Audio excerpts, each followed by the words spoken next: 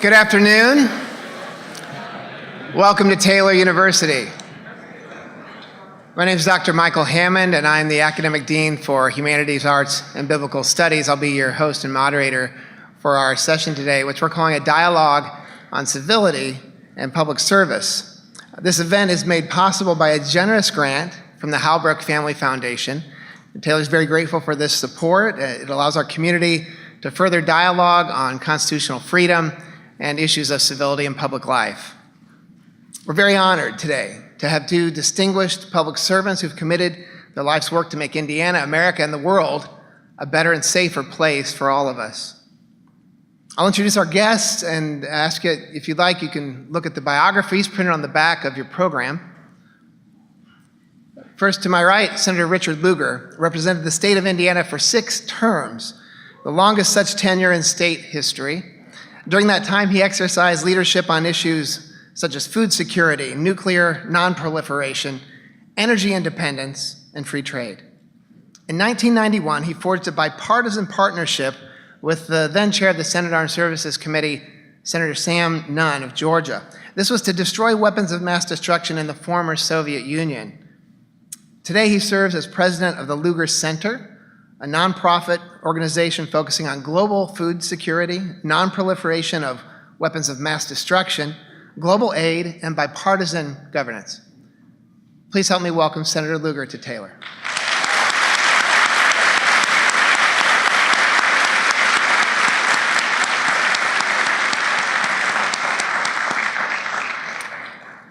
Seated in the middle of the stage is Representative Lee Hamilton. Representative Hamilton is one of the nation's foremost experts on Congress and representative democracy. From 1965 to 1999, he served the state of Indiana as a member of the U.S. House of Representatives. A leading figure on foreign policy, intelligence, and national security, Representative Hamilton served as the vice chairman of the 9/11 Commission and the co-chairman of the bipartisan Iraq Study Group. He is a member of the President's Homeland Security Advisory Council. Until recently, he served as co-chair of the U.S. Department of Energy's Blue Ribbon Commission on America's Nuclear Future, alongside General Brent Scowcroft. And he also is a member of the President's Intelligence Advisory Board. He founded the Center on the Congress at Indiana University and currently serves as a distinguished scholar in the School of Global and International Studies and as a professor of practice in the School of Public and Environmental Affairs at Indiana University. Please welcome Representative Hamilton to Taylor.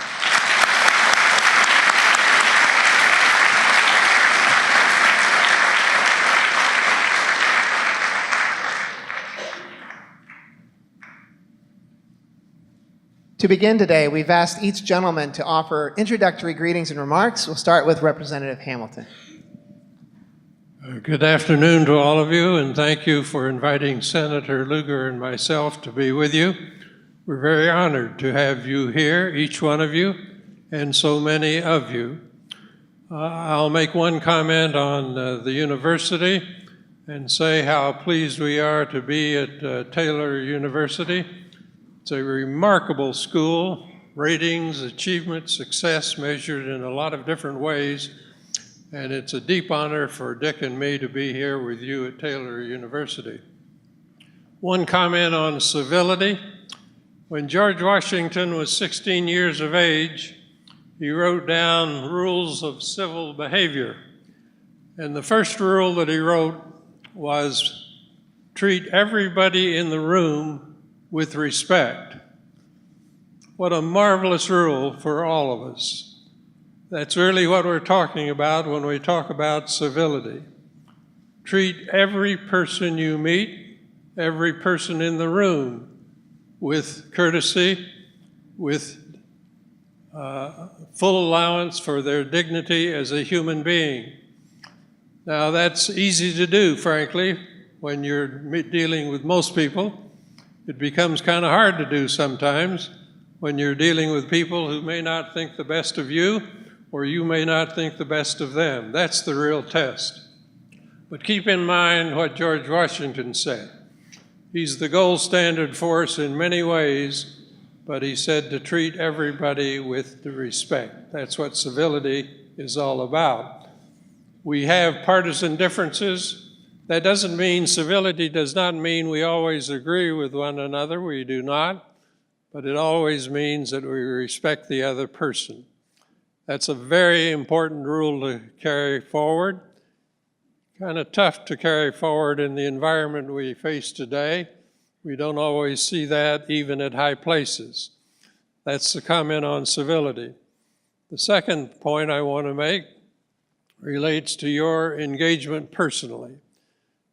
This country would not work if it were not for citizen engagement and involvement. So whatever you do, whatever walk of life you choose, I hope you will decide that you want to make a contribution, that you want to make your corner of the world a little better. You want to be a good citizen, you want to vote, you want to be an informed citizen, you want to talk with your representatives. But the most important thing, really, is that you ask yourself, how can I make a contribution in my community, in my state, in my nation, so that it's a little better after you've made your contribution? Justice Brandeis said that there's only one title in this country higher than President of the United States, and that's a citizen. This country needs engaged citizens. And Dick and I can tell you 100 stories of citizens in Indiana who made a contribution and have made life better. I hope you'll put down that as a goal for your life. No matter what path you choose, be a good American citizen. Be involved and make your corner of the world a little brighter. Thank you. Senator Lugar. I join Lee in thanking Taylor University for bringing us together with you. This is a very special moment for both of us. And it brings back many memories of the past, as I have visited with a few of you earlier today and with others in the administration of this great university. I want to start with the thought that from the time that I was a boy, I had a dad who was interested in government and politics. And he allowed me to sit up until 3 a.m. in the morning in 1940, listening to the radio with him as Wendell Willkie of Indiana was nominated by the Republican Party to be the presidential candidate. That was very exciting for all Hoosiers. And my parents went to Elwood to see Wendell Willkie accept that nomination. Not to be outdone, my brother Tom, who was a year younger than I, went to the Monument Circle in Indianapolis, where Wendell Willkie, in late October, spoke to a crowd of about 25,000 people. He was on the balcony of the English Theater, and my brother and I, being small kids, were able to wiggle our way all the way down underneath the balcony. We have documentary proof of this. The Indianapolis Star took a picture of Wendell Willkie on the balcony and two little guys just below. Now you ask, why in the world were we so worried about Wendell Willkie at ages 8 and 7? I think because we caught the spirit of our parents, we caught the spirit of the people in our church, we caught the spirit maybe of things generally in our lives that led us to believe that serving others was very important. I would go beyond that and say serving others is vital. And the question is, how do you serve others? How do you go about doing this? For many of you, it will be through various professions, as doctors or lawyers or people who create jobs in business, or people who are great teachers. For some, I hope it will be a year or two at least about in politics, because politics will bring you together with a lot of people who are not necessarily going to agree with you. As a matter of fact, politics is a competition frequently of people who want to serve in various particular offices and for particular causes at particular times. But over all of this, it seems to me, I hope that from the beginning, you will have this feeling that your major point in life on this earth is to serve the Lord. To serve the Lord. Now, when you think of it in that way, you try to think, I think in different terms about that service, the quality of it, the importance of it in terms of the longevity of your life now and hereafter. So think of that as you will, as we have our conversation today, and more importantly, as you go back to the classroom and think through the background that you will need to serve and to do well in whatever particular cause that might be. And I know Lee and I will encourage each one of you. We will look forward to hearing from any one of you who has an opportunity to serve and needs encouragement or advice. I thank you so very much.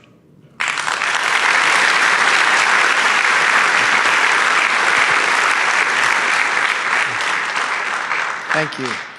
Senator Lugar, this event is part of our commemoration of Constitution Day here at Taylor. Each person was given a copy of the Constitution and Declaration of Independence as they entered today.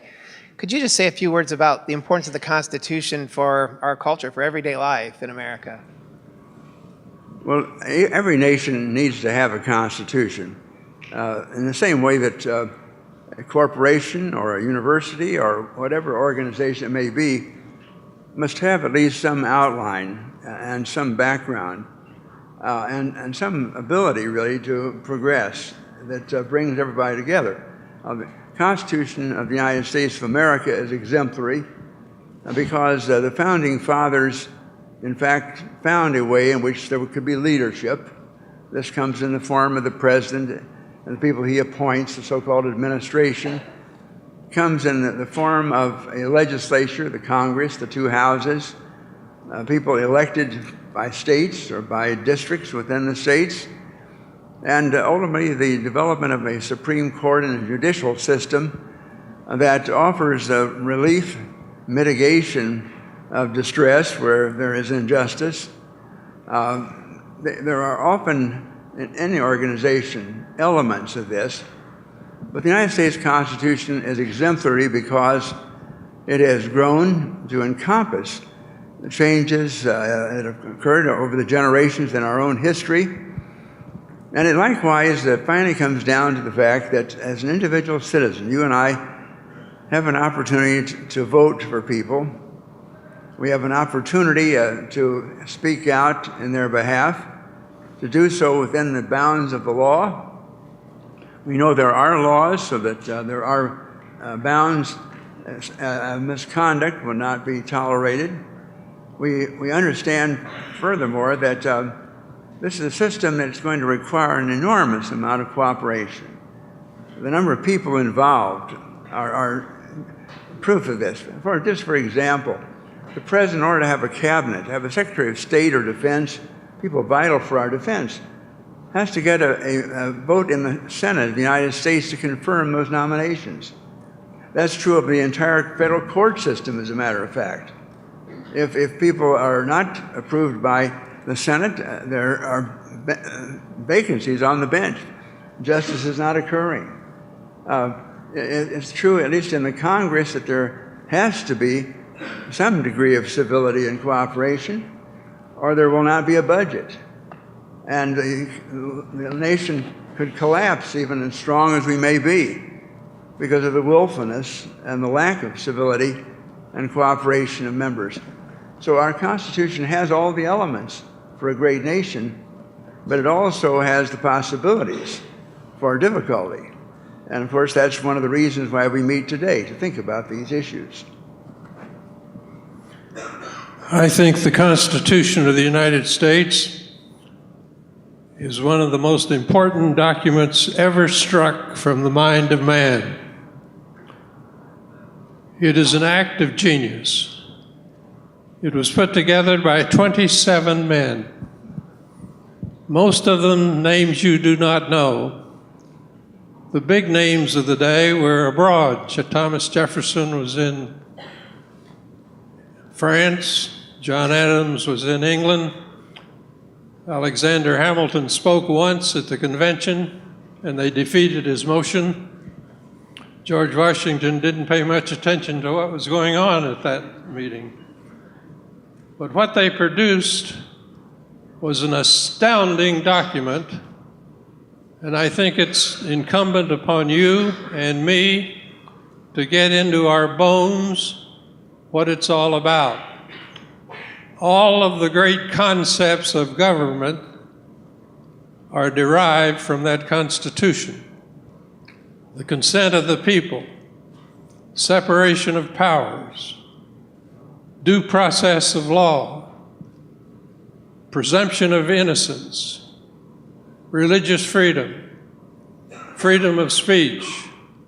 It goes on and on. And all of these great concepts which you and I take for granted came about because a handful of people came together and in a few days produced that document. The world is better because of it. If you're concerned with an ethical problem, you look to the Ten Commandments or the Sermon on the Mount or some other part of the Bible.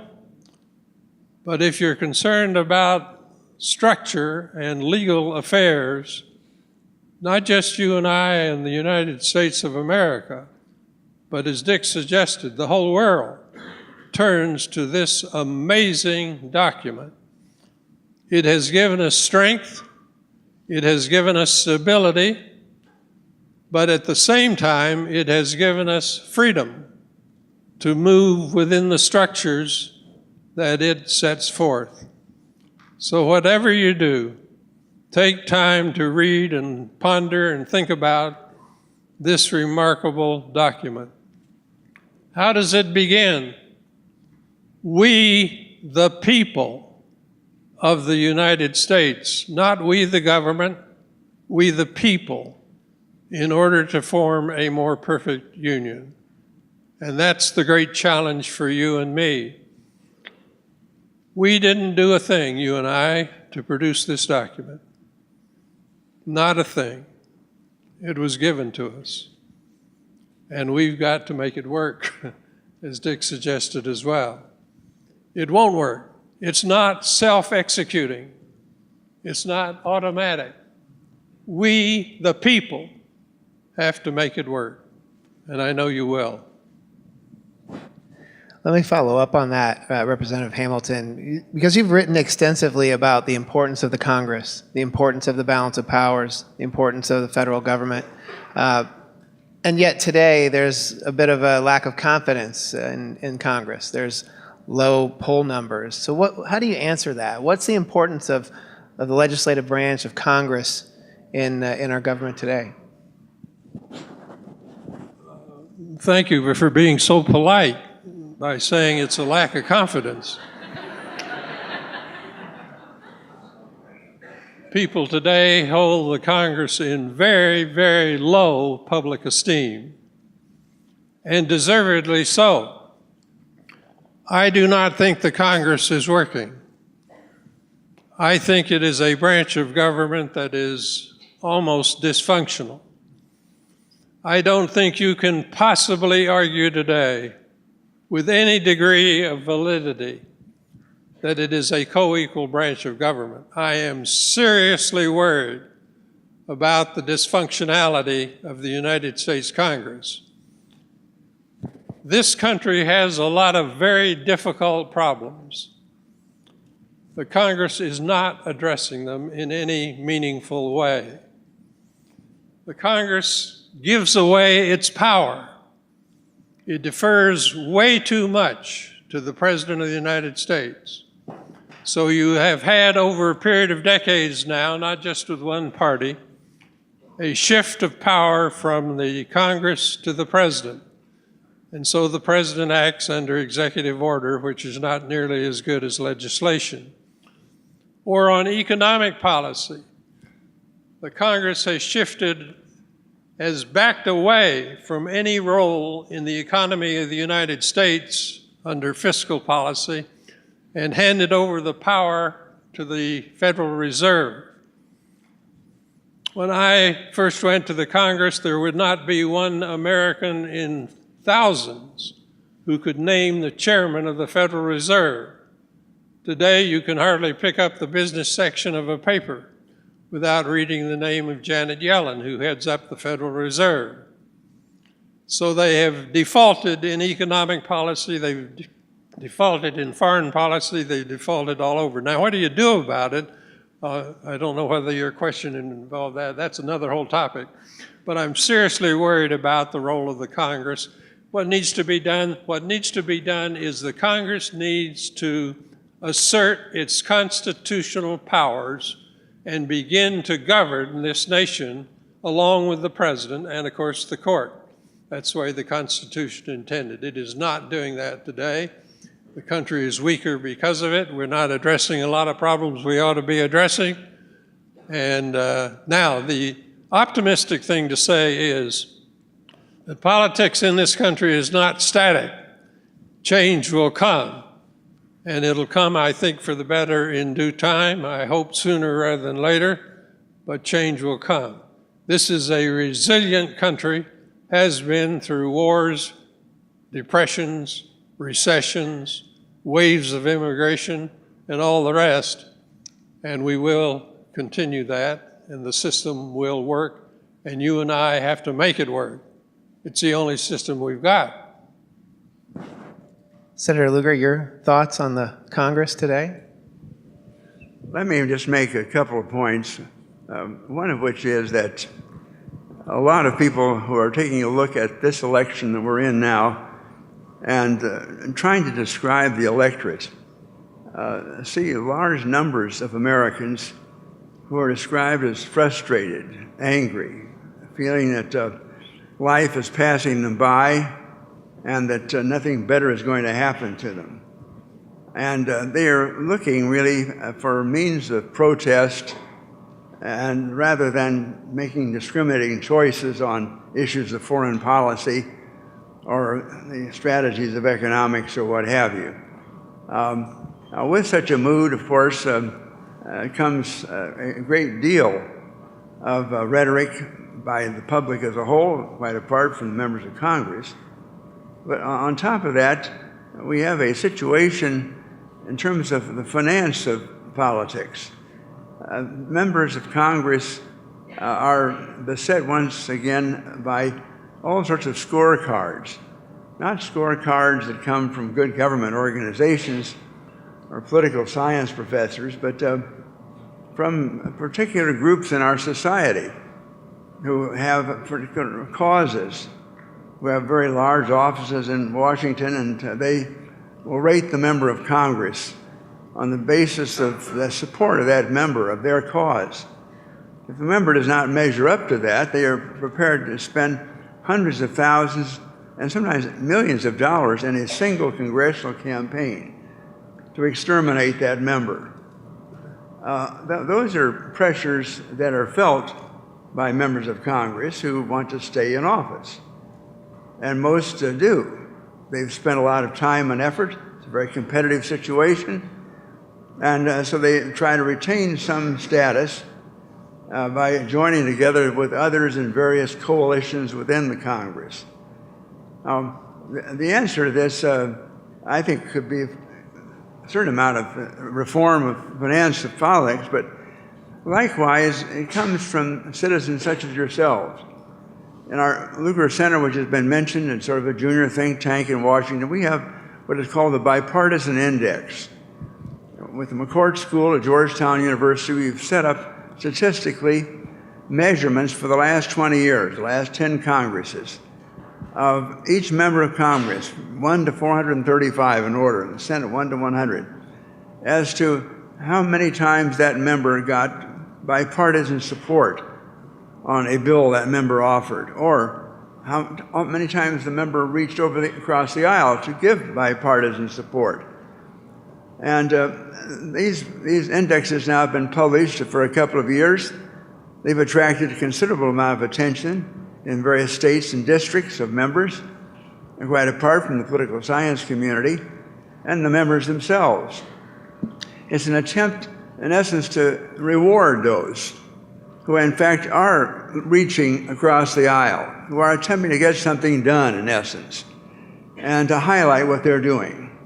And I just want to give a shout out to a senator from Indiana, Joe Donnelly, who is over in Ukraine right now. I saw in Brian Howey's report, and Brian Howey is a reporter who publishes political report every day, that Joe Donnelly, while over there in Ukraine, had commended the Nunn-Lugar Bipartisan Act dealing with arms control, and indicated this is at least a model for the present as well as the future. Joe Donnelly, as it turns out, rated number 3 out of 100 in our bipartisan index. He was third from the top, not the bottom. And this is interesting. This is a Hoosier, and that's why I commend him. Senator Lugar, in 1988, you wrote a book called Letters to the Next President. And we're in a presidential election cycle. So I'm curious what advice you would have for candidates or whoever the next president might be. What advice might you write today to the next president? Basically, the next president has to focus on America's role in the world. I don't take anything away from domestic politics and the frustrations that are involved in all of that, but we live in a world in which Chinese influence is growing. It is being felt by our allies, Japan and South Korea and the Philippines and the Far East. We're paying more attention to things there than we were in the past. We still have a very difficult relationship with Russia. We have a great problem, of course, with almost everybody in the Middle East currently, and I won't get into all the business of that. I would say that, as a matter of fact, we are in a situation in which the Congress apparently is refusing to pass the trade bills, new legislation that might bring together the Asian countries with us for the benefit of their economies and ours. Same with the the treaty for the Europeans, largely because there is a general mood of being anti-trade right now. It comes along with many people who are anti-immigration. In essence, the next president faces the fact that we are an important and perhaps the most important leader in the world, that the world is not going to be a pleasant place for each one of you to live in for the next few decades, unless we begin to get it right, and unless we have people who at least study the situation and have some comprehension of what potential policies might be. So my advice, and if I were to write another letter to the next president, would be to take very seriously this responsibility of being leader of the world. Leader of the world with the very best of American principles of freedom for individual persons, advancement for women all over the world, wherever they may be, who frequently are not in very good condition in their political systems. The real possibilities of control of climate change or some mitigation of the disasters that are coming along the way. Some comprehension of how the problems of hacking and the problems that come with communications that could shut down our cities, our hospital systems, our legal systems, and create chaos. Not a nuclear attack, but an attack that gets really to the heart of our living together day by day. These are all critical issues that need to be comprehended by the next president and hopefully discussed by that next president so that those of us who want to vote have some basis. Representative Hamilton, any thoughts for the next president?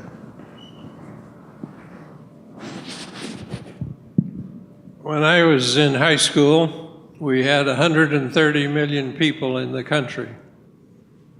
Today, we've got 320 million or so. It's a very big, very, very complicated country. And it's a very tough country to make work under representative democracy. A president has to have extraordinary leadership skills. They have to be inclusive. I want a president who reaches out to all phases of the American population. I want a president who puts aside ideology and works to solve the problems in front of them, the problems that Dick was talking about. I want a president who will seek the advice of the very best minds we have in this country, and we have a lot of them, a lot of very talented people. I want a president who will assert the American values, treating people decently, freedom and opportunity for all. I want a president who will have a foreign policy that is recognized across the world as a benign foreign policy. When a disaster strikes anywhere in the world, I want the United States to be in the forefront in responding. When a conflict develops, I want the United States to be in the forefront of trying to resolve conflict. When people are being killed, as they are daily, hourly in Syria today, I want the United States to bust its chops to try to solve that problem so that people are not being killed every day. I want a president of the United States to see that this is a marvelous country. We're not flawless. We make a few mistakes. We need to lead the world, but we cannot control the world. So I want the president to identify what the American national interest is in any corner of the world, and then figure out whether or not we have the capability and the resources to try to be constructive in our solutions to the problem. I want in America to be an example to all the world, an example of freedom and democracy and opportunity. And the stronger we are in this country at home, the better educated, the smarter we are, the more opportunity we have, the more we live up to the ideals of this document we were talking about a moment ago, the Constitution, the better we will be in the world, and the world will be a better place because of our leadership. Now, one thing really bothers me. It used to be that when a president of the United States was sworn into power, and they've all been men thus far, roughly 65% of the people gave them the benefit of the doubt, and they had a honeymoon period, at least for a period of time. Today, I'm afraid with our politics the way it is, that the next president, whoever that may be, will come into office with approximately one half of the country disliking him or her very, very strongly. And when that happens, it's very difficult to govern. So we've got a challenge. We've got a real challenge of representative democracy coming up very soon. We got all these problems cascading at us, coming at us with great rapidity. We've got horrendously difficult problems. We need presidential leadership, and we've got to give that president some running room, and that president has to understand the complexity of this country and try to make it work. That's the challenge. So what we've heard a bit about the challenges facing the world today. We've heard that America is divided. We've heard that America has lacked confidence in the Congress. There's great challenges for the next president. So it might be tempting to think that maybe there was a time in the past when America was a leader in the world, but how would you answer those who would say that time's gone? Is America still a leader in the world, and how could that look? Well, I think it's just flat out wrong to say we're no longer the leader in the world. Did you look at what happened at the United Nations? President Obama goes to the United Nations. He sits down in his hotel room in New York City. Every leader in the world, 193 nations, want to come in and see the president. They were allocating the president's time on the basis of 5 minutes, 4 minutes, and 2 minutes, and to some world leaders, 15 and 20 minutes. We are the leader of the world. There isn't any doubt about that. We ought not to be arrogant about it. We're the strongest militarily. We're the strongest technologically. We're the strongest economically. We have marvelous institutions of higher education and all the rest of it. So I just do not agree with people who say we're no longer the world leader. We are the world leader. Now, is it diminished from what it used to be 30 years ago? I don't know. I'm not enough of a historian. But I know right now we are the leader of the world, and we better step up to the responsibility because the world needs us. I agree with Lee that we are the leader of the world, and if our conversation this afternoon gives a sense somehow that things are cresting and falling, that I think ought to be corrected. The dilemma of the world is that country after country really does have cataclysmic problems. And when Lee mentions coming to the rescue, I'm all for that, particularly where you have an act of nature or some dilemma in which thousands of people are in danger because of a health problem, whether it be the Zika virus or whatever may be the case. Right now, for example, as you take a look at Haiti, clearly the United States of America is the only country that could have a prayer of turning things around in that cataclysmic situation. But there are other nations that are having real problems that are on the spectrum of difficulty that we need to consider. I'm one who believes that Great Britain made a mistake in the so-called Brexit vote, in which they decided they would leave the European Union. It's led some people in France now to suggest there might be a Frexit vote. And you might, one after another, begin to unravel a European Union. Thank goodness there has been a little bit of a resurgence of interest in NATO, and that's tremendously important. Europe was a situation which, for a millennium, had warfare almost every year. For about 50 years, there's been relative peace in Europe, and good combination with the United States and Canada. We've made great headway, I believe, with the ASEAN countries in Southeast Asia, with APEC, and with other organizations we were not active in a while back. We've had a remarkable situation with Japan and with South Korea, and that's very, very important for both those countries and for us. So this is a situation which our leadership is profoundly important to the world. Now, when the world watches us, and sometimes our political rhetoric, there may be a certain degree of lack of confidence as to where things are headed. We can turn that around quickly. We've got to speak up. And that's the value of meetings such as this, that we are a strong nation, as a matter of fact. We respect each other, and we're going to progress. And those who want to remain in office need to know that we want to progress. We want appropriation bills to pass our Congress, 13 of them. We want judges to be confirmed. And we want at least our own government to be in the strongest shape to be able to reach out into all these emergencies all over the world. That'll be a great signal for us and a great signal for the world. Michael, let me just add, I don't mean to give the impression that we don't need help.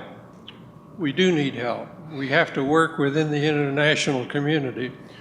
Almost any problem you would sit down and write about or think about today, climate change, immigration, fiscal and monetary problems of all kinds and descriptions, we cannot solve those problems by ourselves. How are you going to solve the problem of nuclear weapons without talking to North Korea or Russia? How are you going to solve the problem of immigration without talking to Mexico? You've got to work with other countries. I don't agree with the people who say we shouldn't talk to North Korea or we shouldn't talk to Iran. Now, you can make an argument that we shouldn't do it right now. There may be a legitimate question of timing, but I don't see how you make peace in the world by only talking to your friends. You have to talk with your adversaries as well. And you have to work with your partners and your alliances, and we have a lot of them around the world, to solve some of these problems. Maybe there's a connection there. If we're having a difficulty in Congress, if we're having a difficulty in our nation talking to each other, it's difficult to extend that hand of diplomacy. It's difficult to set that example. It seems like during the Cold War era, the contrast between democracy and communism was so stark. It was a very bleak idea that democracy wouldn't be in the world. But today, it's much more diffuse. So how do you see democracy playing off of that, the functionality of our government then extending democracy worldwide? Senator Lugar? Well, we have to be extended by example. There has to be confidence that other nations would want to have a democracy such as ours. Now, many nations would claim we have a democracy. If one were to ask the president of Venezuela now, do you have a democracy? Why, he would say, of course. And the whole country is collapsing. And there clearly is very little democratic fervor, to say the least. Likewise, if you were asked President Putin in Russia, do you have a democracy? And why, we just had a vote, he would point out. And the people that supported me won, as a matter of fact. The turnout wasn't very large, but nevertheless, the people who voted turned for. In other words, democracy has to mean something more than simply selection and voting procedures. It really has to come to the thought we started out with of service to each other, of respect of each other, of ways in which ensuring that each of our legal rights, our religious rights, or what have you, are protected. And that's important to each one of us, whatever may be our beliefs and so forth. And that is something that's appealing to most people on earth, and has been very hard for them to obtain. Now, one reason it's hard for them to obtain it is that in order to maintain order in many situations, the leaders have said, if I did not have order, if I didn't have the police, the army, whatever necessary, to suppress all sorts of other situations, we'd have chaos in this country. We'd have no progress at all. This is why a dictatorship may not be appealing, but it has been appealing as opposed to chaos. We've gone through a situation now in which because sort of mixed results. The so-called Arab Spring, starting with Tunisia, in which the government was overthrown, and going through Libya, and through Egypt, and then hitting upon Syria, and so forth. The results of all of this for the Middle East, with the exception of Tunisia, which still has some hope of democracy, has been chaotic. There's real argument, for example, as to whether the overthrow of Muammar Gaddafi in Libya was a good idea.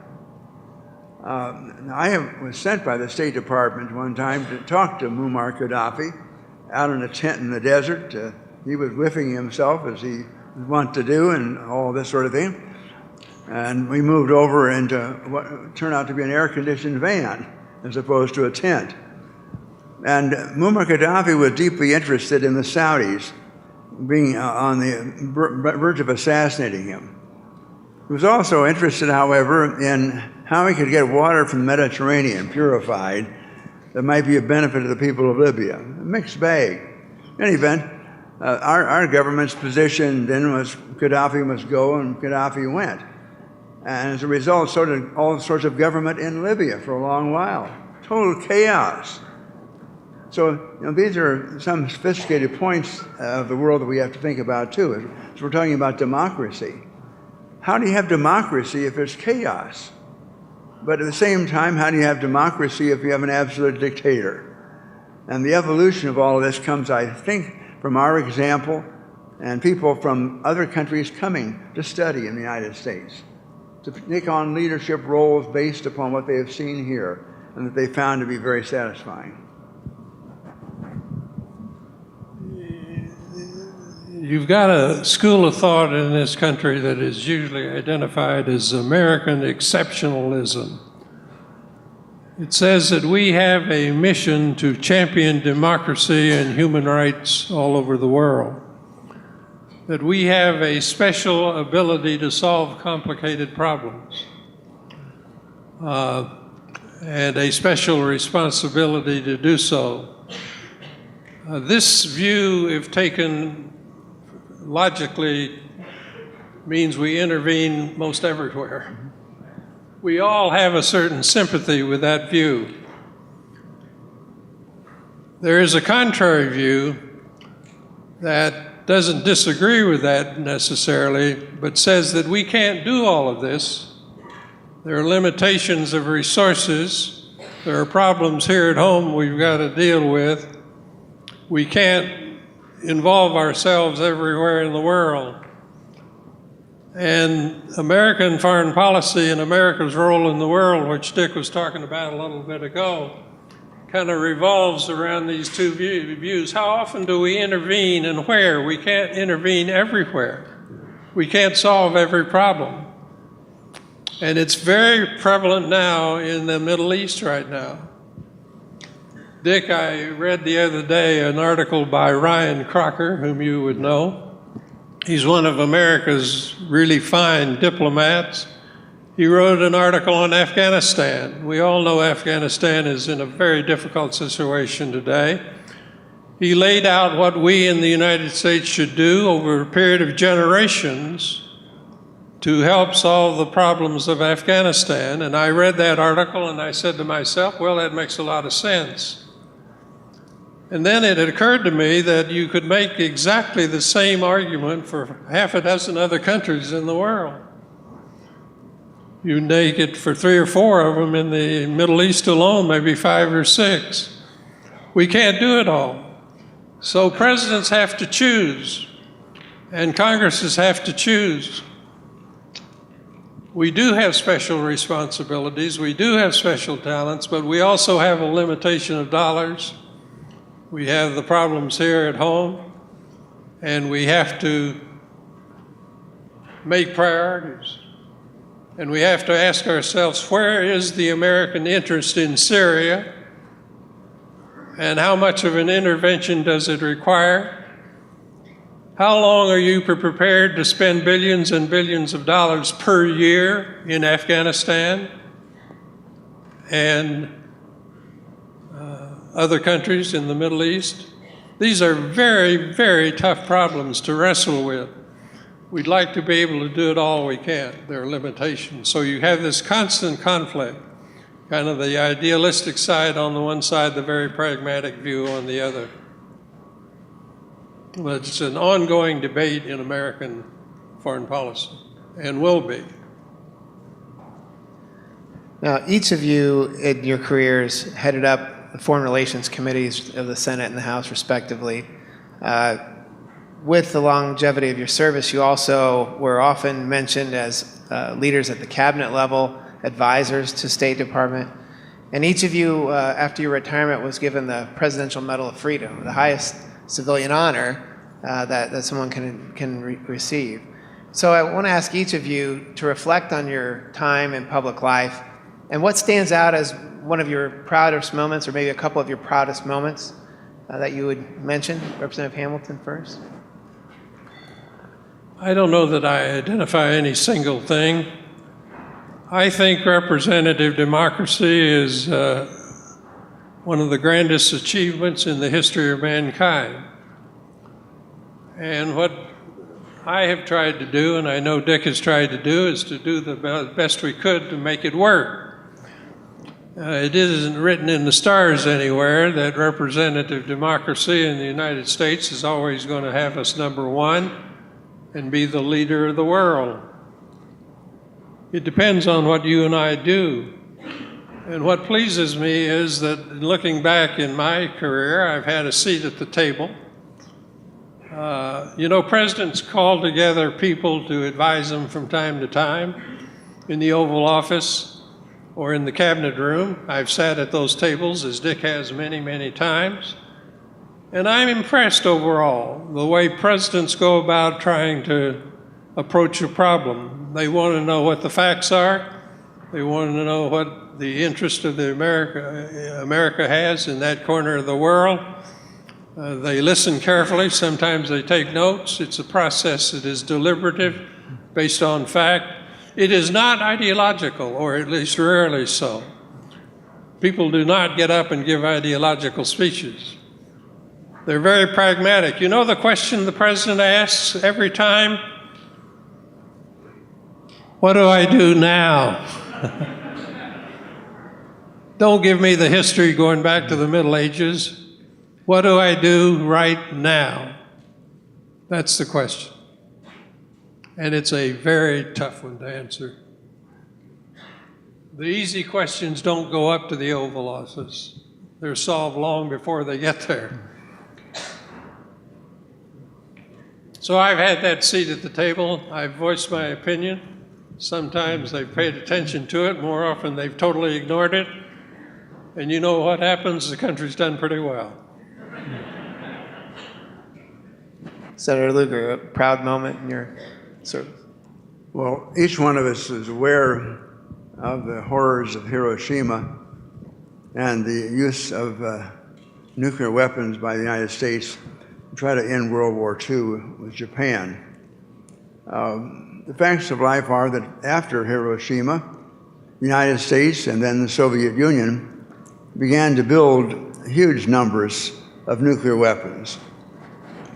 And this mounted up to an awesome stream that was enough to destroy the world several times over. President Reagan in 1986 found the first opportunity, picking up on Lee's thought, to talk to the Russians about this. And it looked like there might be the beginnings of a treaty with the former Soviet Union. President Reagan was wise enough to know that if there was to be a treaty, it would need a 2/3 majority of the Senate in order to become law for us. And so he asked a group of members from the Senate, Republicans and Democrats, I think 8 on each side, to go to Geneva, Switzerland for an indeterminate period of time to be on the beginnings of these negotiations. As it turned out, 1986 was too early. But over in Geneva, I visited a great deal with Sam Nunn, who was a Democrat from Georgia, who was coming in to become the chairman of the Armed Services Committee. And we visited with a lot of Russians while we were there in their consulate. We continued to do that for the next 5 years or so, until in 1991, the year in which the Soviet Union collapsed. Some of these Russians came to Washington, and we sat at a round table in Sam's office, and they made some awesome comments. They said to us, "You folks in the United States have got a lot of problems." I said, "What are those?" They said, "Well, the people who have been guarding the weapons that are aimed at you, the military people, are not getting paid. They're deserting in great numbers. It could be some of those weapons are not going to be under supervision. There could be accidents. An accident could be just as devastating for an American city as one that was shot on purpose." So I said, "What do you want from us?" They said, "We're going to need a lot of your money, for one thing. We're going to need a lot of technicians to help take down the weapons. And we may even need your troops by the time we're finished." It was not clear how the Soviet Union was going to fare at the end of '91. Now, Sam and I took this seriously, and this was the beginning of the so-called Non-Nuclear Cooperative Threat Reduction Act. We had good advice from Ash Carter, now our Secretary of Defense, who came down from Harvard, from the Belfer School, to deliver a so-called white paper to a bipartisan group of people at breakfast. We were in the last few days of the November session in '91 when we got the act passed that provided $400 million to the President of the United States to begin taking down the Russian weapons. If you can imagine this, one superpower paying money and getting people over there to take down the weapons from another, but that was the case. As it turned out, President Bush was not all happy about this. He felt, after all, this is what presidents do, members of Congress. And so we had to take some members of his administration over. We all got religion together. We saw how dangerous it was in Ukraine, in Belarus, as well as in Russia. So as a result, over the course of 15 years, with an appropriation bill every year needed. We took down about 7,800 weapons from Russia, that any one of which could have completely demolished the city of Indianapolis. When I was mayor, I was totally unaware of that. I was certainly aware and aghast at the thought when I went down in silos in Ukraine and saw pictures of American cities as the targets for those weapons. So the biggest event in my life was not just one day, but it went over the course of 15 years plus, with a member of Congress for whom I have enormous respect and continue to work. And I would say that the job is not over. We're at a point now where the Russians have rejected non-nuclear as of 2013. We need to start again. But hopefully we will, and Sam has got a board that I sit on, a Nuclear Threat Initiative, where there's some Russians. And we're talking to them, even if this is not occurring at the presidential level. Folks, I want you to understand what Dick did here. You're a politician in the state of Indiana, and you're asked to vote to give money from the United States taxpayer to subsidize the Soviet Union. That's a tough one to defend on the stump. Dick took on that challenge and was a leader in it and achieved a remarkable success for the world. But just put your mind around the fact that the American taxpayer was paying Russia, Soviet Union, to reduce its stockpile. And see what kind of a political challenge that is. Dick asked me to vote for that. I swallowed hard, Dick, and I did. Right on, Lee.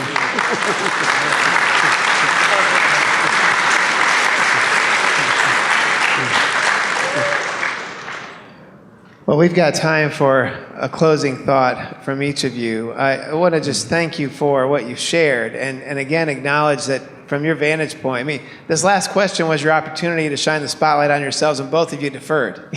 You talked about partnerships, you talked about global security, and each of you could talk about some of the significant things that you've done.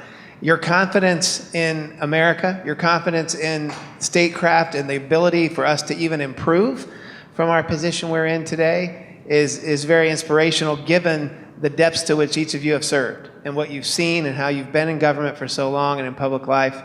And so it's an inspiration to us, I hope to the audience as well. I want to give you each a chance to give a closing statement, and then I'll give instructions for dismissal. Well, let me just point out that it's my privilege to visit with Lee with some frequency on the campus of Indiana University, where a new international school has been built, where 70 different languages are being taught. Hundreds of students from all over the world are coming together. And I mention this because it's a situation in which we believe that we have an opportunity to help build this leadership of America in the world that we're talking about, in which we're encouraging students to go abroad, and the vast majority do every year. We're going to need leadership of that variety, and I'm sure it's occurring here. And this is why I'm so pleased with the size of the audience today, both students from the university as well as from high schools that have come together and have stayed with us really throughout this discussion. Because you are the leaders. You are the people that will make the difference, the people that really are interested and are already taking time to think about it. And it's just a thrill to see each one of you come out today for a subject matter of this sort and to enjoy along with us, thinking about subjects in which hopefully we're better informed from this discussion. Well, you know, I've been sitting up here very appreciative of your respectful listening to what Dick and I have had to say, but I'm a little envious. I'm a little envious of you because, boy, you've got the whole wide world in your hands. You've got the opportunity. You can make this country better. You can decide where you want to have an impact. There's a lot of flack in politics. There's a lot of noise. There's a lot of distractions. But what you're really trying to do is search for a remedy to a problem. And the challenge you have in public life, whether you're on the school board or supporting a candidate or running for public office or working with a local group to make the community life, quality of life a little better, my goodness, everybody, every young person in the world would like to trade places with you. Take advantage of it. You've got a great ride ahead of you. Full speed ahead. Godspeed. Right on.